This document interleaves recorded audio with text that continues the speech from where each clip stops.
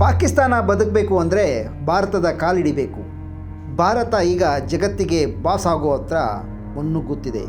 ಸ್ವತಂತ್ರವನ್ನು ಪಡೆದು 75 ವರ್ಷಗಳಲ್ಲಿ ಭಾರೀ ಬದಲಾವಣೆ ಕಂಡಿದೆ. ಅದೇ ನಮ್ಮ ಪಕ್ಕದಲ್ಲಿ ಇರುವ ಪಾಕಿಸ್ತಾನ ಮಾತ್ರ ಇನ್ನೂ ಬುದ್ಧಿ ಕಲಿಯುತ್ತಿಲ್ಲ. ಪಾಕಿಸ್ತಾನ ಆರ್ಥಿಕವಾಗಿಯೂ ಹೀನಾಯ ಪರಿಸ್ಥಿತಿಗೆ ತಲುಪಿದೆ. ಹೀಗಾಗಿ ಪಾಕಿಸ್ತಾನ ಬದುಕಬೇಕು ಅಂದರೆ ಭಾರತದ ಕಾಲು ಹಿಡಿಯಬೇಕಿದೆ. ಹಾಗಂತ ಈ ಮಾತನ್ನು ಭಾರತೀಯರು ಹೇಳುತ್ತಿಲ್ಲ, ಬದಲಾಗಿ ಪಾಕಿಸ್ತಾನದ ಉದ್ಯಮಿಗಳೇ ಈ ಮಾತನ್ನು ಹೇಳ್ತಾ ಇದ್ದಾರೆ. ಹೌದು, ಪಾಕಿಸ್ತಾನದ ಆರ್ಥಿಕ ಪರಿಸ್ಥಿತಿ ಸರಿ ಮಾಡಲು ಅಲ್ಲಿನ ಸರ್ಕಾರ ಪರದಾಡ್ತಾ ಇದೆ. ಪಾಕಿಸ್ತಾನದಲ್ಲಿ ಕೈ ಮೀರಿ ಹೋಗಿರುವ ಆರ್ಥಿಕ ವ್ಯವಸ್ಥೆ ಪಾಕ್ ಜನರ ಜೀವ ಹಿಂಡ್ತಾ ಇದೆ. ತುತ್ತು ಅನ್ನ ಇಟ್ಟಿಸಿಕೊಳ್ಳಲು ಪಾಕಿಸ್ತಾನದ ಜನ ಪರದಾಟ ನಡೆಸ್ತಾ ಇದ್ದಾರೆ.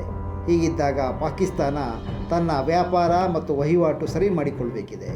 ಇಲ್ಲವಾದರೆ ಮುಂದಿನ ದಿನಗಳಲ್ಲಿ ಇಡೀ ಪಾಕಿಸ್ತಾನವೇ ಬೀದಿಗೆ ಬೀಳುವ ಸಾಧ್ಯತೆ ದಟ್ಟವಾಗಿದೆ. ಹೀಗಿದ್ದಾಗ ಪಾಕಿಸ್ತಾನದಲ್ಲಿನ ಆರ್ಥಿಕ ಪರಿಸ್ಥಿತಿ ಸರಿ ಮಾಡಲು ಭಾರತದ ಜತೆ ವ್ಯಾಪಾರ ಮಾತುಕತೆ ನಡೆಸಬೇಕು ಅಂತಾರೆ ಪಾಕ್ ಉದ್ಯಮಿಗಳು. ಹಾಗಂತ ಅವರು ಅಲ್ಲಿನ ಪ್ರಧಾನಿಗೂ ಕೂಡ ಸಲಹೆ ನೀಡಿದ್ದಾರೆ. ಪಾಕಿಸ್ತಾನದ ಪ್ರಮುಖ ಉದ್ಯಮಿಗಳು ಪಾಕ್ ಪ್ರಧಾನಿ ಶಹಬಾಜ್ ಶರೀಫ್ಗೆ ನೀಡಿರುವ ಸಲಹೆ ಪ್ರಕಾರ ರಫ್ತಿನ ಮೂಲಕ ಆರ್ಥಿಕತೆ ಮೇಲಕ್ಕೆತ್ತುವ ಶಹಬಾಜ್ ಶರೀಫ್ ಸಲಹೆ ಅಸಾಧ್ಯ ಎಂದಿದ್ದಾರೆ. ಅಲ್ಲದೆ ಇಂಧನ ದರ ಭಾರಿ ಏರಿಕೆ ಕಂಡಿದೆ. ಗೊಂದಲದಿಂದ ಕೂಡಿದ ಸರ್ಕಾರಿ ನೀತಿ ಇನ್ನಷ್ಟು ಪರಿಸ್ಥಿತಿಯನ್ನು ಹದಗೆಡಿಸಿದೆ. ಹೀಗಾಗಿ ಹೆಚ್ಚು ರಫ್ತು ಮಾಡುವುದು ಅಸಾಧ್ಯ. ಈ ಸನ್ನಿವೇಶದಲ್ಲಿ ಪಾಕಿಸ್ತಾನದ ಆರ್ಥಿಕ ಪರಿಸ್ಥಿತಿ ಸುಧಾರಣೆ ಕಾಣಬೇಕಾದರೆ ಭಾರತದ ಜೊತೆ ಚರ್ಚೆ ನಡೆಸಬೇಕಿದೆ ಎಂದು ಪಾಕಿಸ್ತಾನದ ಉದ್ಯಮಿಗಳು ಪಾಕ್ ಪ್ರಧಾನಿಗೆ ಸಲಹೆ ನೀಡಿದ್ದಾರೆ ಎನ್ನಲಾಗಿದೆ. ಇತ್ತೀಚೆಗೆ ಪಾಕಿಸ್ತಾನದ ಪ್ರಧಾನಿ ಶಹಬಾಜ್ ಶರೀಫ್ ಕರಾಚಿಗೆ ಭೇಟಿ ನೀಡಿದರು. ಇತ್ತೀಚಿನ ಚುನಾವಣೆಯಲ್ಲಿ ಗೆದ್ದ ನಂತರ ನೀಡಿದ ಮೊದಲ ಭೇಟಿ ಇದಾಗಿತ್ತು.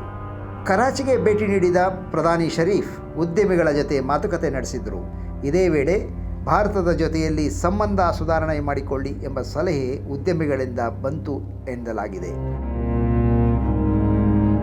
ಹೀಗೆ ಪಾಕಿಸ್ತಾನದ ಮುಂದಿನ ನಡೆ ಭಾರೀ ಕುತೂಹಲ ಕೆರಳಿಸಿದೆ. ಒಟ್ಟಿನಲ್ಲಿ ಹೇಳಬೇಕೆಂದರೆ ಭಾರತ ಅತಿ ಮುಖ್ಯ ಅನ್ನೋದು ಪಾಕಿಸ್ತಾನ ಉದ್ಯಮಿಗಳಿಗೆ ಇದೀಗ ಮನವರಿಕೆ ಆಗ್ತಾ ಇದೆ. ಏಕೆಂದರೆ ಇಷ್ಟು ದಿನಗಳ ಕಾಲ ಬೇರೆ ದೇಶಗಳ ಬಳಿ ಕಾಲು ಹಿಡಿದು ಭಾರತವನ್ನು ದೂಷಿಸುತ್ತಿದ್ದ ಪಾಕಿಸ್ತಾನದ ಪಾಡು ನಾಯಿಪಾಡಾಗಿದೆ. ಹೀಗಾಗಿ ಭಾರತದ ಸರ್ಕಾರದ ಜೊತೆಗೆ ಉತ್ತಮ ಸಂಬಂಧ ಬೆಸೆದರೆ ಆರ್ಥಿಕ ಸಂಕಷ್ಟದಿಂದ ಪಾರಾಗಬಹುದು ಅನ್ನೋದು ಪಾಕಿಸ್ತಾನಿ ಉದ್ಯಮಗಳ ನಿರೀಕ್ಷೆ. ಆದರೆ ಇದು ವರ್ಕೌಟ್ ಆಗುತ್ತಾ ಅಂತ ಕಾದು ನೋಡಬೇಕಾಗಿದೆ.